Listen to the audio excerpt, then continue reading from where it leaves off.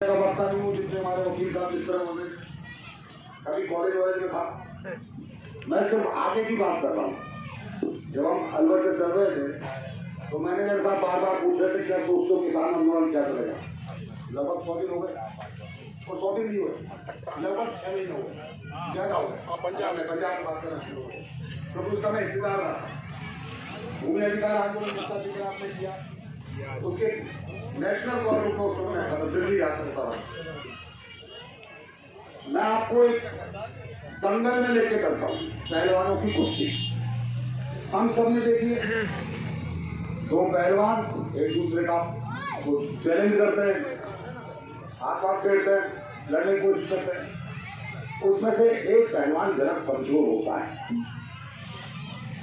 आज से 6 महीने पहले तक वो कमजोर पहलवान था आप लोग या वो जिनका जिक्र ये कर रहे थे वो समाज का सबसे नीचे वाला हिस्सा वो कमजोर पहलवान। और ताकतवर पहलवान जो ज्यादा खाता था, दवाएं लेता था, बड़ी बड़ी गोलियां दवा लेके बॉडी बना लेता था, वो ठीक जाता था। लेकिन जरा सा ध्यान से दोबारा उस दंगल को देखो। वो जो कमजोर किसान था वो उल्टा होता था, दोनों हाथ धरती पे रखता था और एक दाव खेलता था धरती पकड़। और धरती पकड़ उसका वो दाव होता था कि ताकतवर किसान भी ताकतवर पहलवान उसको जीत नहीं पाता। ये लड़ाई आज की नहीं है, ये 3 काले कानून की लड़ाई मात्र नहीं है। ये यदि आपने सरपंच साहब को सुना, मैं सरपंच साहब को सुन रहा था और मेरे अंदर का महात्मा गांधी जाग रहा था। मैं गांधीयन हूं, शुरू से गांधीयन हूं। मुझे पाला है भगत सिंह के परिवार के लोगों ने, भगत सिंह के परिवार के लोगों ने पाला उन्होंने, लेकिन मैं गांधीयन हूं। मैं बार बार सोचता हूं कि 100 दिन हो गए, 150 भी हो जाएंगे, 31 मार्च भी निकल जाएगी, 31 अक्टूबर भी निकल जाएगी। और ये जो देश का सोकाल प्रधानमंत्री जिसके बूते पर कुछ नहीं है, ये गलतफहमी मत निकालना कि नरेंद्र मोदी ये 3 काले कानून वापस नहीं ले रहा है। नरेंद्र मोदी एक पुतला है, पुतला। इस देश के प्रधानमंत्री पद पर पहुंचा है बहुत सारे लोगों की करोड़ों अरबों रुपए की संपत्ति लेके, बहुत सारे मीडिया और बहुत सारे लोगों की तैयारी के साथ। प्रणब मुखर्जी ने जब 2014 में पहली बार बीजेपी की स्वतंत्र सरकार बनी थी, तब जो पार्लियामेंट में बीजेपी के एमपी जीते थे ना, उसमें से 187 एमपी वो थे जो उससे पहले कांग्रेस में थे। प्रणब मुखर्जी ने जो किए थे, भारत के राष्ट्रपति हैं और आरएसएस की आम सभा में जाके भाषण दे चुके हैं, भारत रत्न भी मिला है। ये देश की जनता ने तय नहीं किया कि वो देश का प्रधानमंत्री बने। आप लोग सिर्फ भरतपुर का सांसद ही चुनोगे, मैं सिर्फ अलवर का ही सांसद तो चुनूंगा, आप सिर्फ चीन का ही तो सांसद चुनोगे। हम लोग देश का प्रधानमंत्री नहीं बनाते, हम लोग सिर्फ सांसद चुनते हैं। सांसद ये तय करता है हमारा नेता कौन होगा, और उन सांसदों को खरीदता है अंबानी, उन सांसदों को खरीदता है अडानी। नरेंद्र मोदी के बाप के बूते की बात नहीं है 3 कानून वापस ले ले। जिस दिन नरेंद्र मोदी ने 3 कानून वापस ले लिए, उसी दिन उसके 2 बाप, एक का नाम अंबानी और एक का नाम अडानी, ये दोनों नरेंद्र मोदी को मरवा देंगे। अब आप लोग तो इस्लाम को मानते हो, इसलिए फिल्म नहीं देखते। मैं तो महान उज्जट बदमाश शैतान किस्म का प्राणी वो फिल्म देखता हूँ। आप फिल्में देखना शुरू करो, आपको पता लगेगा कैसे षड्यंत्र होते हैं। तो ये लड़ाई पुरानी है और इस लड़ाई का उद्देश्य मात्र इतना सा है कि जो आपके पास 8 बीघा जमीन है, जो आपके पास 60 बीघा जमीन है, ये जमीन आपसे छीन ली जाए। क्यों छीन ली जाए? इस पूरी सभा में 300, 400, 500 लोग हैं। सबसे गरीब आदमी कौन है? सबसे गरीब बता सकते? तो ये पूरे देश का सबसे गरीब आदमी कौन है? उसका नाम है अंबानी। अंबानी यदि अपनी सारी संपत्ति बेच भी देना तो भारत सरकार के बैंकों का ऋण नहीं चुका सकता। यह है सच्चाई। इस देश के जो तमाम पूंजीपति हैं, तमाम बड़े बड़े, वो तमाम पूंजीपति बैंकों से पैसा ले लेकर पूंजीपति बने हैं। मैं तो बहुत पढ़ा लिखा हूँ, पीएचडी भी कराता हूँ, बड़ा काम करता हूँ। टाटा नाम का जो हम पढ़ते थे, हम पढ़ते थे टाटा बिरला की सरकार नहीं चलेगी, नहीं चलेगी। हम पढ़ते थे तब कहते थे कॉलेज में 80 में 81 में 82 के दौर में। अब सरकार मोदी की और अमित शाह की नहीं है। आप लोग भाषा बदलना सीख लो।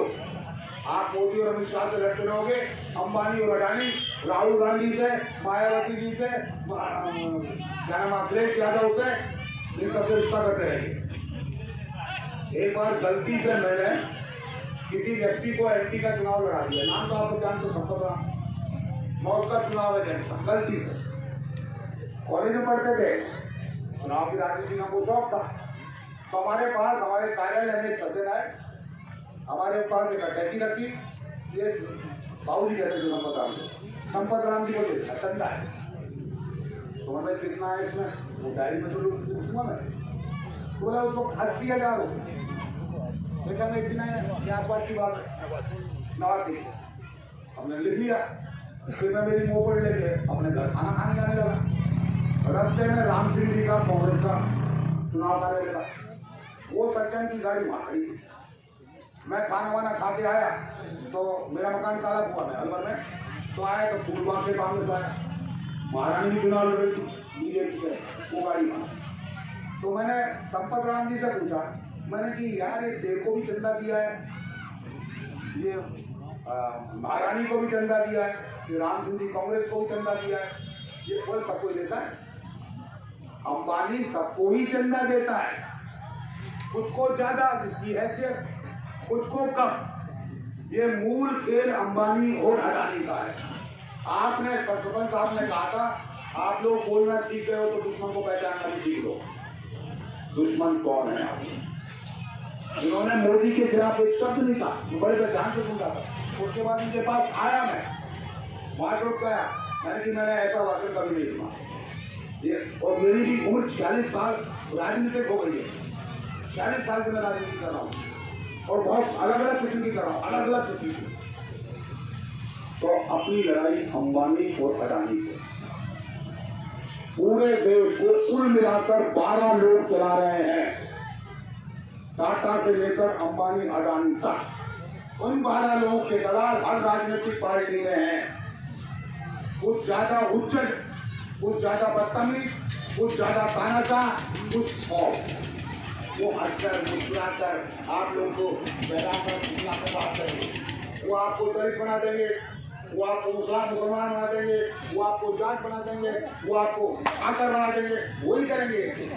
और उनके एजेंट है सारे टेलीविजन के चैनल, उनके एजेंट है सारे अखबार वाले, उनके एजेंट है, माफ कीजिए, आपके तमाम स्कूलों के मास्टर। वही किताब जो तब आपके स्कूलों में चलती है, वही किताब उन्हीं के लोग लिखते हैं। चलिए एक सवाल पूछता हूँ आपसे, भारत 15 अगस्त 1947 को आजाद क्यों हुआ और पाकिस्तान 14 अगस्त 1947 को आजाद क्यों हुआ? सोचिए, आधा घंटा पहले तो पाकिस्तान एक दिन पहले, भारत एक दिन बाद। चलिए कोई बात नहीं, पाकिस्तान आजाद, पाकिस्तान का नेता था जिन्ना, आजाद भारत का नेता कौन था? माउंटबेटन। पाकिस्तान बनने के बाद वहां जो कानून बने उसमें तमाम संशोधन हुए, और वकील साहब आपको बता देंगे आज आपकी आईपीसी, सीआरपीसी, एविडेंस एक्ट ये किसने बनाए? कुछ षड्यंत्र दूसरे किस्म का। देश की जनता के लिए पहला मौका है और हमारी पीढ़ी के लिए अंतिम मौका है ये किसान आंदोलन। जनता के सामने पहला मौका है। सन 75 के आंदोलन में हम रहे थे जयप्रकाश जी के साथ, इसलिए मैंने मेरे नाम के आगे जाति हटाना शुरू कर दिया था। वीरेंद्र विद्रोही, ना कोई जात पूछे ना बताओ। जयप्रकाश उस आंदोलन से भी बड़ा आंदोलन है ये। आसाम में जो आंदोलन हुआ था एनआरसी का, उस आंदोलन के हम हिस्सेदार थे। उस आंदोलन से भी बड़ा आंदोलन है ये, क्योंकि ये आंदोलन आपके घर में आपकी बीवी दूध देती है तो 2 किलो दूध और शाजापुर बॉर्डर पहुंचाती है, वहां तक पहुंच चुका है। ये आंदोलन ये तय करेगा। कोई अच्छी बात नहीं कह रहा हूं मैं जो बात कह रहा हूं उसको समझने को ये आंदोलन ये तय करेगा कि ये तो बच्चा 2 साल का 3 साल का ये खड़ा घूम रहा है, इसका भविष्य कैसा होगा। हमारी तो आदि निकल गई, वो तो जिनकी बच्ची निकल जाएगी, लेकिन जिंदगी तो उसको बितानी पड़ेगी ना। आपकी धरती इनके निगाह पर है, अपनी धरती पकड़ लीजिए। जिस इलाके में आप रहते हैं, मैं जिस संस्था के साथ काम करता हूँ, मेरे चेयरमैन का नाम है मौलाना अली मन्ना का थे, और आपको जानते ही रमजान नहीं जानते, बहुत सारे लोग जानते होंगे। अगर के बेहद शालीन किस्म के प्राणी। जब DMIC प्रोजेक्ट आया था, दिल्ली से मुंबई तक एक इंडस्ट्रियल कॉरिडोर बनाया था, 2010 में प्रोजेक्ट आया था, और उस प्रोजेक्ट में एक सेंट्रल लाइन, एक सीधी रेखा होती है दिल्ली से दादरी से मुंबई तक एक सड़क बनेगी बड़ी। इसके 150 किलोमीटर उधर और 150 किलोमीटर इधर, यानी कुल मिलाकर 300 किलोमीटर। और अगर राजस्थान को आप जानते हैं तो यहाँ से डूंगरगढ़, बीकानेर, यहाँ से इंदौर, इतनी जमीन इफेक्टेड जमीन कहलाएगी DMIC। तब हम पैदल घुमा करते थे अलवर की गाँव में, तब हमारे पास दस्तावेज मिले थे कि अलवर की 1174 गाँव की जमीन एक्वायर की जानी है। 2010 उसके दस्तावेज, जो लड़के ये मोबाइल खेलते रहते हैं, इंटरनेट खेलते रहते हैं, यदि उसकी फिल्में आप देखना शुरू करो तो आप चौंक जाओगे। खेल क्या था? खेल एक बड़ी चुंबक है इनके पास। भारत में अंबानी जी के पास एक बड़ी चुंबक है, और उसकी खासियत ये ध्यान रखेंगे, सबकी जेब में जितना पैसा है उस चुंबक से सबकी जेब खिंच गया ना। पिछले साल कोरोना हुआ, फिर साहब पहली तिमाही की वो GDP रेट आई, भारत सरकार, भारत की पूरी जनता की पहली तिमाही की GDP -23.9 आप समझ गए। यानी पिछले साल जो हमने कमाया था उसमें से 23 हो गया, 90 पैसा कम हो गया, -3। और अंबानी जी की 350%। तो चुंबक ने पैसा खींच लिया ना, चुंबक ने खींच लिया। इनके पास वो चुंबक है, भारत में अंबानी जी के पास और अमेरिका में बिल गेट्स के पास। आपका दुश्मन अंबानी जी है तो बिल गेट्स भी है। आप मुझे माफ करना शुरू कर दें, कुछ और बदतमीजी से बात कर लूँ, लेकिन आप करोगे क्या? आप क्यों खरीदोगे? मेहमान कोई आ जाए, हमारी गाड़ी चोरी चलेगी, हमारे खेत की, तो हमने वहाँ ढूंढी, मिल गई, वहाँ भी तो चौकीदार मैंने जो तैयारी मारी है, बोल पहले तो क्यों गिरा, तो क्यों होगा? सब पीते हैं। आपका पैसा कहाँ जा रहा है? इस बड़ी की दुकान पर नहीं जा रहा, अमेरिका बिल गेट्स के पास। लेकिन हम कर रहे हैं। चीजों को जरा सा ठंडे दिमाग से समझना शुरू कीजिए, आपस में बातचीत करके समझना शुरू कीजिए। मेलगिरी छोड़ के, मेरे गुरु कहते थे मौलाना हनीफ के लिए कि आवारागर्दी नहीं करता, देवगर्दी करता। तो जरा सा मेलगिरी छोड़िए, जरा सा ये समझिए कि आपका दुश्मन फैसले कैसे लेता है। भाई हम दुश्मन से लड़ रहे हैं ना, पूरे देश के किसान, पूरे देश के मजदूर, अब तो पूरे देश की औरतें। आप तो हम लोग तो जरा से पुरुषवादी हैं, इसलिए मेहरबानी हो नहीं आते कार्यक्रम में, राजनीतिक कार्यक्रम में तो वैसे भी करते हैं। लेकिन अभी जब वो आ रहे थे तो हमारा अनूप बोला कि 8 मार्च को महिला दिवस है, अपन वो सुप्रीम कोर्ट के जजमेंट जो चीफ जज है उसके सवाल पर महिलाओं के बीच में काम करेंगे। मैं पिछले 3 दिनों से लगातार जो भी मेरे पास माध्यम है, इन माध्यमों से मुझे जानकारी मिलती है, जानने की चेष्टा करता हूँ। तो पूरे देश की औरतें इस सरकार के खिलाफ, इस सिस्टम के खिलाफ, ये तमाम लोग खिलाफ हैं, वो बता देता हूँ। लेकिन अगर देश का किसान लड़ रहा है, देश का मजदूर लड़ रहा है, देश का नौजवान लड़ रहा है, देश की औरत लड़ रही है, तो ये भी तो सोचो कि इनके पास, मोदी जी के बाद या जो भी सरकारें हैं, आपकी खट्टर साहब के बाद जो भी सरकारें हैं, आप कैसी सरकार लाना चाहते हैं? इसको सोचे बगैर ये आंदोलन जिंदा नहीं रह सकता। सिर्फ 3 कानून वापस कर देने से, एमएसपी की गारंटी दे देने से ये किसान आंदोलन वापस नहीं होगा।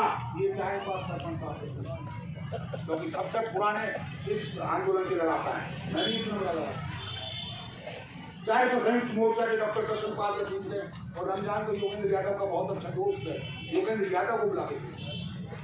ये देश के पुनर्निर्माण का आंदोलन है। वो दुश्मन आपके घर के अंदर क्यों बेचता हुआ भी है? आपके 2 दुश्मन हैं, एक ये व्यवस्था और एक आप, जो इस व्यवस्था के आधार पर फैसले करते हैं। बात मैं लंबी नहीं करूंगा। एक बात तो अनूप ने कही, इसलिए मैं बता देता हूँ। एक लड़की के साथ रेप हुआ, बलात्कार हुआ, मामला सुप्रीम कोर्ट में चला गया, लड़की नाबालिग है। सुप्रीम कोर्ट के चीफ जज लड़की से पूछ रहे हैं, यदि तुझसे ये बलात्कारी शादी कर ले तो तू मान जाएगी?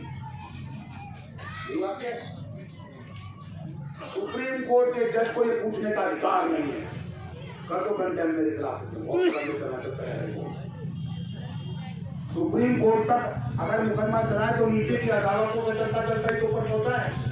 डिस्ट्रिक्ट जज, हाई कोर्ट की डबल बेंच के बाद सुप्रीम कोर्ट अभी तक पहुंचा है। तो सुप्रीम कोर्ट के जज को लड़की से ये सवाल पूछना चाहिए कि तू तेरे बलात्कारी से शादी करेगी? इस सवाल पर देश भर की औरतें जो सामाजिक काम कर रही है, साहित्यिक काम कर रही है, राजनीतिक काम कर रही, लड़ रही। और अब मैं अंतिम बात आपको बताता हूँ। मैं पीएचडी कर रहा था 80-82 के आसपास, 85 के आसपास। एक सज्जन थे गांधी, कभी नहीं गांधी है, तो जाहिर है कि गांधी के वाले लोगों से मेरा रिश्ता था, परिचय था। उन्होंने मुझे बताया कि अंग्रेज भारत पर राज कैसे कर रहे हैं। अंग्रेज तो मुट्ठी भरी तो आए थे, मुट्ठी भरी तो आए थे, जहाजों में आए थे, लेकिन उन्होंने 200 साल 300 साल भारत में राज कर लिया। कुछ तो कारण रहा होगा, आपका दुश्मन था अंग्रेज। अंग्रेज भारत के लोगों का अंग्रेजी शासन दुश्मन था। तो उसने बताया, और बाद में मैंने उसकी तहकीकात की, जिसे हम लोग 1857 का गदर कहते हैं। जब इस गदर की रिपोर्ट महारानी विक्टोरिया के पास पहुंची इंग्लैंड में, तो महारानी विक्टोरिया चौंकी। उसने उस वक्त एक सज्जन को, जिसका नाम है A.O. ह्यूम, आप लोग नहीं जानते, जरा सा बुजुर्ग लोग पहचान जाएंगे, बाद में उसने कांग्रेस बनाई थी। A.O. ह्यूम से पूछा, ये भारत तो बैकवर्ड, पिछड़ा हुआ देश है, सांपों का क्या कहते हैं, सपेरों का इनका देश है, बंदरों की पूजा करता है, पेड़ों की पूजा करता है। इस देश के लोगों में इतनी अकल कहां से आ गई, कदर कर दिया। पता लगा A.O. ह्यूम ने 2 साल तक 30,000 सरकारी कर्मचारी, जो आमतौर पर भारतीय ही थे, भारतीय लोगों के बूते भी तो शासन करा था, उसको ये जिम्मेदारी सौंपी की सर्वे करो। उसकी रिपोर्ट बनाई गई। रिपोर्ट महारानी विक्टोरिया के पास पहुंची। उसका साइज कम से कम इतना बड़ा है, इतना बड़ा, लगभग 12, 13, 14 इंच का। महारानी विक्टोरिया बोली मैं पढ़ सकूंगी, इतनी बड़ी या की समरी कथा छोटा कथा है, टाइम लिखो है। उसमें जो लिखा था उसको आप समझ लीजिए। उसमें लिखा था, भारत में एक ऐसा समाज रहता है, हम एक समाज में रहते हैं, तो सहयोग है कि आज आप मुस्लिम समाज में रहते हो, मैं हिंदू समाज में रहता हूँ। 1857 में कोई मुस्लिम समाज नहीं था, कोई हिंदू समाज नहीं था, कोई जाट समाज नहीं था, समाज था। गुर्जर भी रहता था, जाट भी रहता था, बंगी भी रहता था, हर जाति के लोग रहते थे। भारत में एक ऐसा समाज रहता है जो पारस्परिकता, मेरा और अनूप का रिश्ता, परस्पर, मेरा और समाज मैनेजर का रिश्ता, मेरा और रमजान का रिश्ता, पारस्परिक सद्भाव, हम दोनों में सद्भाव है। सिफारती कहीं होगो, कहीं बीमारी है, कहीं तकलीफ है, हम पूछते हैं और सहयोग पर जिंदा है। 3 चीजें हैं, पारस्परिकता, सद्भाव और सहयोग। जितने भी बुजुर्ग लोग हैं सफेद दाढ़ी वाले, उन्होंने ऐसा समाज देखा है। गांव में किसकी छोरी की शादी हो रही है, कन्यादान कर दे रहे हैं, गांव में किसी का चप्पल, सब लोग ये सरकार सहयोगी तो था। जब तक भारत में ऐसा समाज है, आगे का वाक्य सुन लेना, बहुत खतरनाक है, बहुत मुश्किल भी है। जब तक भारत में ऐसा समाज है तब तक यहाँ के लोगों पर राज नहीं किया जा सकता। अंग्रेजों का दुश्मन था भारत का समाज, और अंग्रेज चाहते थे भारत के लोगों पर राज करना। माफ कीजिए, वो भारत के लोगों पर राज कर गए, आज भी कर रहे हैं, इसलिए हम क्यों पी रहे हैं, आज भी कर रहे हैं, इसलिए हम कैंपा कोला और पेप्सी कोला पी रहे हैं, इसलिए हम उनके तरीके से जीना चाहते हैं। वो हमारे दिमाग पर राज करना चाहते थे, और आज की तारीख में भारत के लोगों के दिमाग पर राज अंग्रेज और अंग्रेजों की अवैध औलाद अंबानी अडानी के ये कर रहे हैं, और पिछले 72 सालों से कर रहे हैं। माफ कीजिए, मैं ऐसा भी नहीं कहने वाला कि 72 साल से नहीं कर रहे, माफ कीजिए। और जब ये इस दिमाग पर राज को भारत का समाज ही तोड़ेगा, और किसान आंदोलन वही समाज का आंदोलन है। मित्रों से 2 चीजें ध्यान रखना। पहली चीज, आधा घंटे बाद 1 घंटे बाद आप घर जाओगे, आपके घर के सामने कार आएगी, वो आपकी जमीन की कीमत नहीं है, आपका हुआ 20 लाख, वो कहेगी मैं आपको 25 लाख दूंगा। अपनी जमीन मत बेचना। अगर इस लड़ाई को जीतना चाहते हो मत, अपनी जमीन कभी मत बेचना। और नंबर 2, अपने परिवार के जो लड़के अभी मोबाइल से फोटो खींच रहे हैं, आपके पढ़ते हैं, उनसे कहिए कि इस दुश्मन को चालाकियों को और ज्यादा गहराई से समझो, ताकि हम दुश्मन से जीत सकें। शुक्रिया, धन्यवाद।